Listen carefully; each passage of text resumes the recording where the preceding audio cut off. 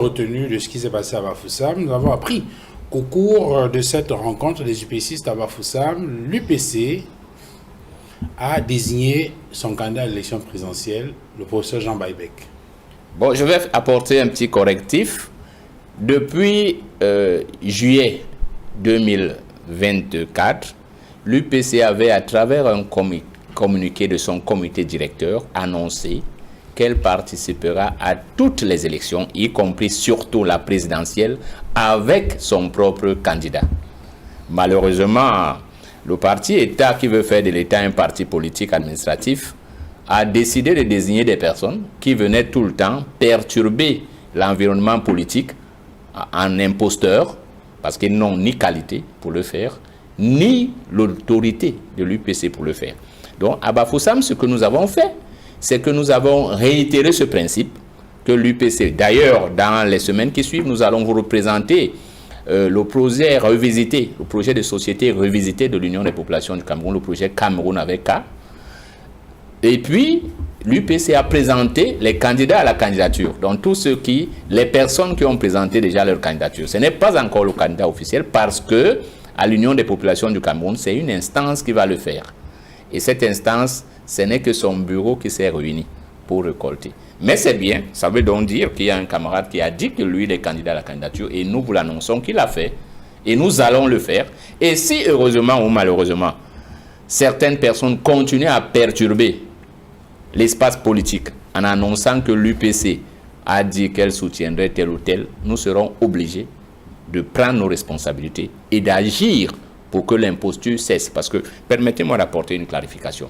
Je voulais juste préciser que cette candidature de l'UPC, ou bien cette candidature à la candidature, intervient après celles qui ont été également annoncées dans les médias. Il y a une faction de l'UPC qui soutient la candidature de Maître Akere Mouna. Il y a également un communiqué qui a été signé il y a quelque temps par Robert Bapor-Lipote qui indique que le candidat de l'UPC, c'est Paul Biya au nom de l'alliance RDPC-UPC. Et maintenant, on parle de cette autre candidature à la candidature du professeur Jean Baïbek de l'UPC, dite orthodoxe. C'est cette précision que je voudrais apporter.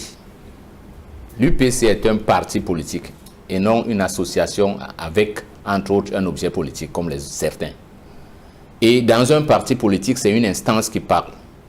Il n'est pas normal que, du haut de leurs compétences, les institutions comme les conseils constitutionnels aient déclaré que quelqu'un n'a pas qualité pour parler au nom de l'UPC et que le gouvernement camerounais, donc certains ministres, violent la loi et ces ministres osent attaquer certains citoyens au défi qu'elles menacent la paix publique. C'est ces ministres qui devaient être poursuivis. Parce que dans un pays, quand vous refusez de respecter une décision, un arrêt, parce que le Conseil constitutionnel est au même rang que la Cour suprême, ces décisions sont inattaquables. Quand vous violez ces décisions, eh bien vous préparez la guerre civile. Il faut que M. Tangandi réponde auprès de Paul Biya qu'il a interpellé l'autre jour. Et je pense que c'est sur cette question qu'il a interpellé, pour lui dire d'arrêter cette mascarade qui risque de mettre le Cameroun à feu et à sang. Les personnes que vous avez citées n'ont aucune qualité. Les décisions de justice sont claires. Vous en prenez au ministre de l'administration territoriale. C'est lui qui les a désignés. Pourtant, celui qui a signé le communiqué pour dire que le candidat de l'UPC, c'est le candidat du RDPC, c'est bien Robert Bapor-Lipote. Mais c'est qui a désigné Bapor? C'est la preuve facile. Qui a désigné? Non, il y a une décision. Le ministre Atangadi a signé une lettre, parce qu'on ne peut même pas appeler ça un arrêt. Et tout le monde a vu ça. Et la justice a annulé ça. Il faut qu'il prenne sa décision pour dire à ce monsieur que ne parlez plus au nom de l'UPC. C'est aussi simple que ça. Si la décision de justice qui a été rendue, ça veut dire que l'affaire est close en principe. Non, mais vous l'avez vu, malgré cette décision, recevoir cette personne avec un bout de papier où il a écrit « Secrétaire général ». Comment on fait? Mais vous avez vu des invitations lors du défilé. Vous avez vu le secrétaire Balaguer, qui était secrétaire à l'époque, avoir une invitation et quelqu'un d'autre avait une invitation avec le même titre. Non, en fait, ce que je veux dire, c'est que pendant que vous semblez remettre en question, il faut en même temps vous adresser à votre camarade. Nous sommes adressés. Vous savez, quand un mercenaire, vous ne pouvez pas demander à une armée de négocier avec un mercenaire. Quand quelqu'un est en mercenariat, il fait son travail parce qu'il est payé pour. Vous allez faire quoi? Déjà, il a été nommé PCA. Ça ne vous dit rien, ça ne vous dit rien. Pour ceux qui savent lire et comprendre d'où vient l'affaire. L'autre a été en justice et lui-même, le ministre a même pris acte l'autre jour que ce dernier n'avait plus qualité. Ce même ministre. C'est-à-dire qu'il dit que... En fait, vous comprenez que le gouvernement... Non, c'est très sérieux, Duval. C'est pour vous dire à quel niveau de décrépitude est le gouvernement RDPC. Parce que ces gens jouent avec les mots alors qu'ils sont en train de préparer une insurrection.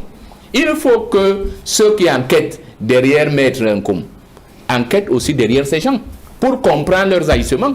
Moi, je pense que le président de la République, s'il veut rester dans la dynamique de ce qu'il a annoncé aux Camerounais, qu'on se souvienne de lui comme celui qui nous aura légué la démocratie. Parce que pour ce qui est du bonheur, on a oublié.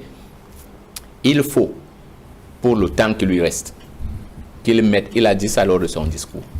Cette fois-ci, il n'a plus besoin de preuves. Les preuves lui sont servies tous les jours. Très bien. Y compris en marchant dans la rue.